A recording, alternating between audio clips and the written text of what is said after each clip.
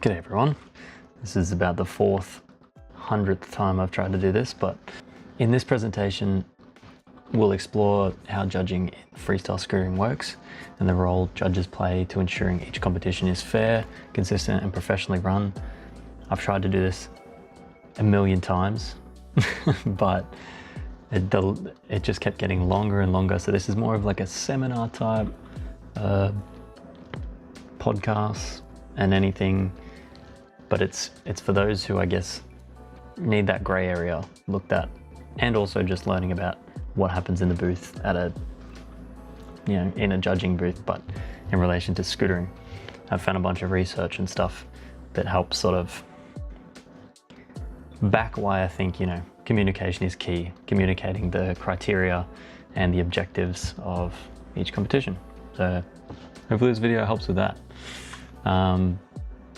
By no means is this like directly affiliated from like World Skate or Skate Australia, the places I work for professionally in a judging environment, but yeah, this is just from my experience judging at those competitions. But this can be translated to literally any competition, the same, skating, BMX, as long as you understand that criteria and the philosophy that the judges are using, boom, you can apply some of these things to each one of those. Now, it was going to be two parts. It might still be first part being for the judges and how all that nitty gritty stuff works. So it might be more boring technical speak, but I really enjoy it.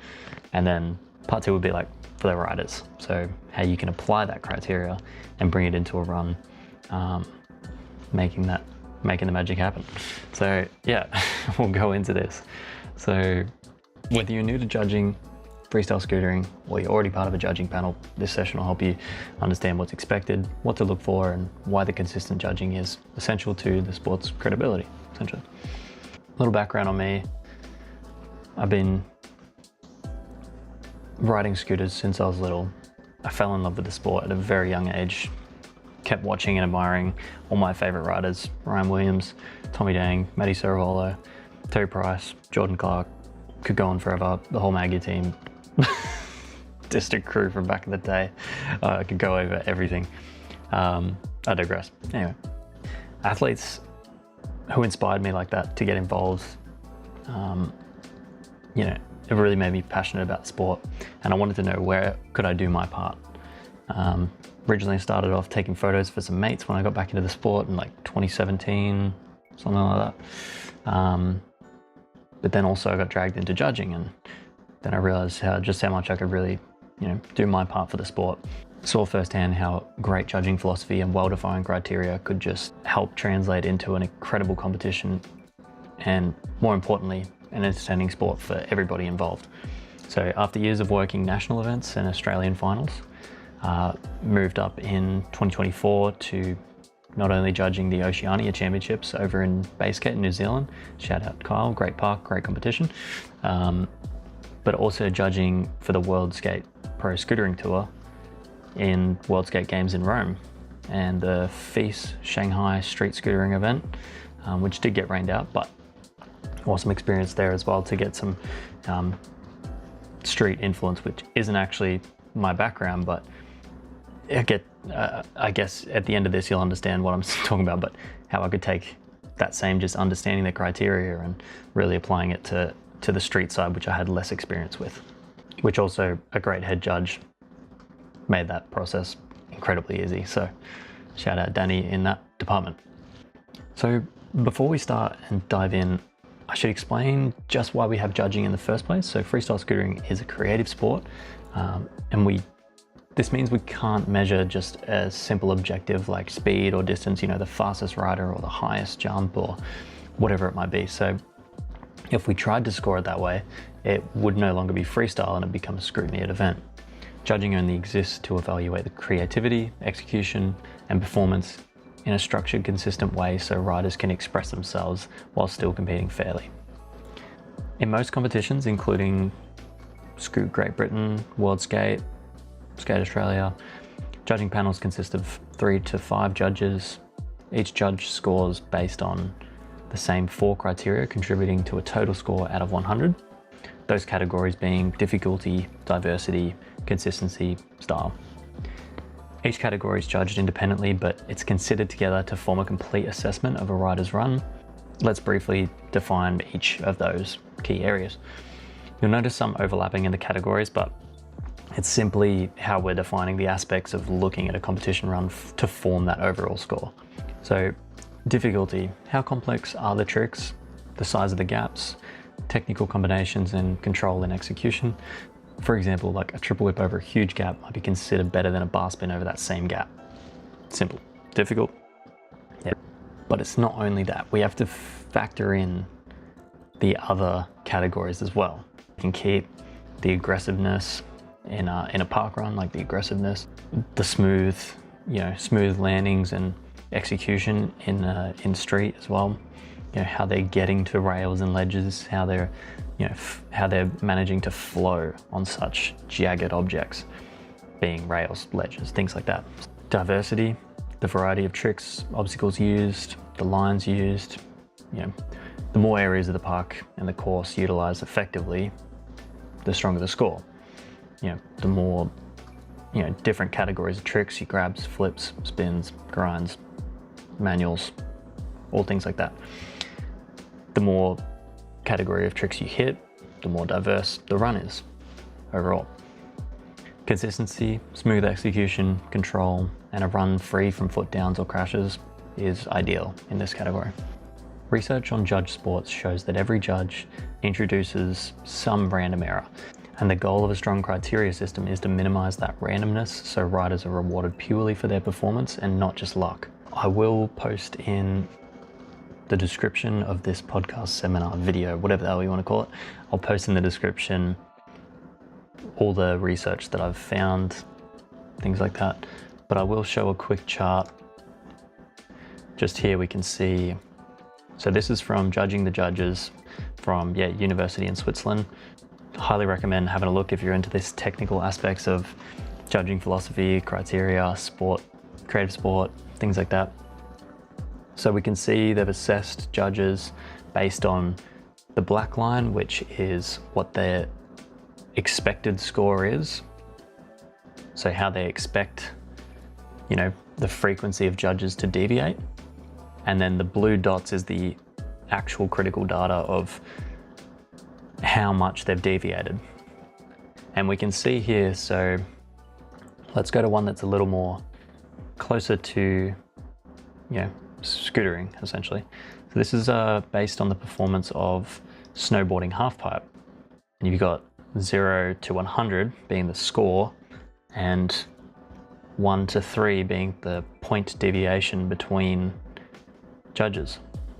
And then obviously the decimals are in the middle there. So we can see that judges deviate more on the middle runs, the average runs, the ones that sit in the middle. They're the hardest ones to do, and we always talk about it in the judging booth as well. Ever since I started judging, it's always been, you always know who your standout top 10 is. That job is easy. When it comes to finals, obviously that's hard because you're weighing up every little aspect of a run. That stuff's easy compared to when you've got 60 riders and you've got to fit that bell curve of the middle, the average riders, but you still need to make sure that those riders are certifiably, they deserve where they got. Maybe you might sit 25th. I know I would sit way lower because I suck. But let's say I do my run and I sit, 32nd. At least I know that that run sits 32nd because of, defined aspects of my run. The judges can come back to me and say, A, B, and C is the reason you weren't better than the person in front of you. Your runs were really close in all aspects, but maybe there was some things missing from yours or small little slip-ups that the other person didn't do, but the person in the place behind you did more than you. So they did those mistakes, and hence why you're where you sit. There we go. And we can see that deviation in this research here. The way we eliminate this is defining the competition format and explaining that in rider briefings or judging seminars, things like that, just to get across what the objective we're trying to complete is.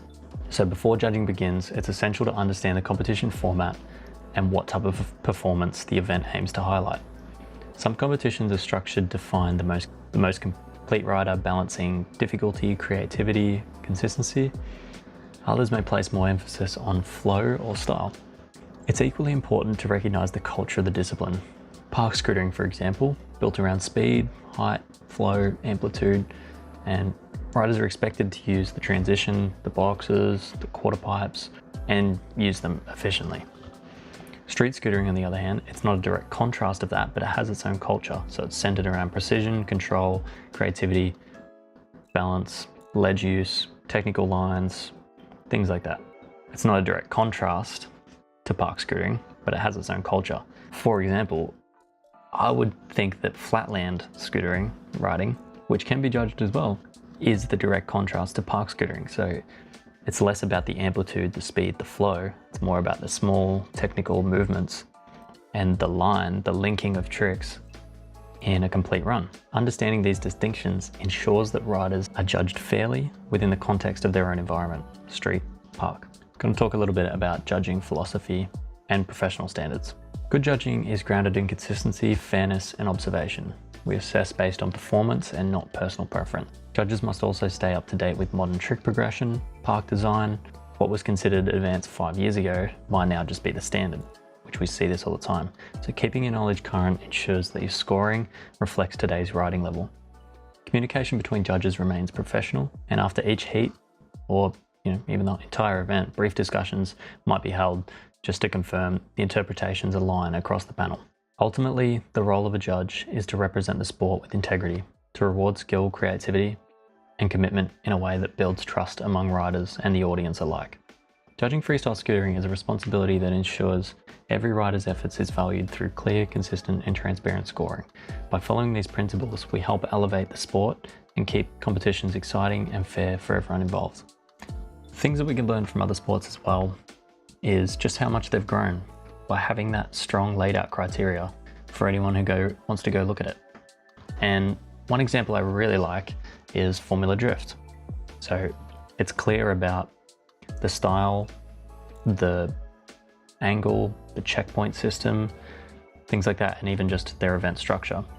Might be confusing at first if you're not into the sport, which personally I enjoy it, but I'm certainly no avid follower, but I really enjoy the judging criteria. Let's nerd out for a second on this. So they have a 27-page document just on how their event works and things like that. They've drawn up exactly what's an ideal line, angle, just how close you are to the leader, and if you're the chase car, and just what is a poor performance. So here we've got ideal lines, you've got some pictures. I won't go over everything, but you can clearly see they're saying, distance and having too much of an angle, not matching the angle of the first car is it's a compromise, but it's not as bad as when you're just driving around the track or you're super far away and you can't essentially dance with that first car where they're like right next to each other. We can see that right there. So yeah, so super cool. Highly recommend if you haven't read this, it's awesome to go read the Formula Drift layout. Then we've got Street League. Street League skateboarding, obviously a massive event, does a world tour, things like that. Super clear criteria for them as well. Really easy to watch. You know what's bad, you know what's not. The announcers know exactly what they're looking for as well.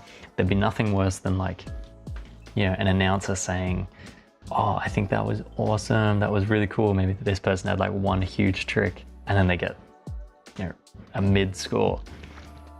Nothing worse than that, So, but Street League skateboarding is set up as well to have just a really easy, understandable criteria. It's all about the amplitude, the style. Really cool, awesome, entertaining sport. Anyway, this video has gone on long enough already, and in summary, judging exists to provide clarity, fairness, and consistency in competition aspects. By understanding the scoring system, applying the 4 criteria objectively, recognizing the event's purpose, and communicating expectation clearly, judges can really help shape that environment where riders can perform confidently and spectators can follow along with trust and with ease, just watching the competition, having an enjoyable competition. Consistent judging is the foundation of a professional and entertaining sport. Thank you for watching. If you've got any questions, throw them in. Again, this isn't something coming directly from some of the governing bodies of scootering. This is just an overall aspect of judging philosophy and how it relates to scootering in general, the criteria that we generally use worldwide. And yeah, I think we have an awesome sport, and I think our sport is forever growing. And hopefully, you know, that gray area, sometimes where it gets mixed up for judges and riders, is squashed. I don't hear too much these days, but these are the ways we fix it going forward. So if there's ever a hiccup, you know, ask questions, ask your fellow riders, things like that. Listen, ask questions in the rider briefings as well. That's what they're there for. You speak to the judges to clarify. Maybe there's things on the park. There's been times in the past where, like, we want to know if the coping is being used in this. Are the judges looking for coping slides and lip slides, things that aren't really huge in scootering, in park scootering as much.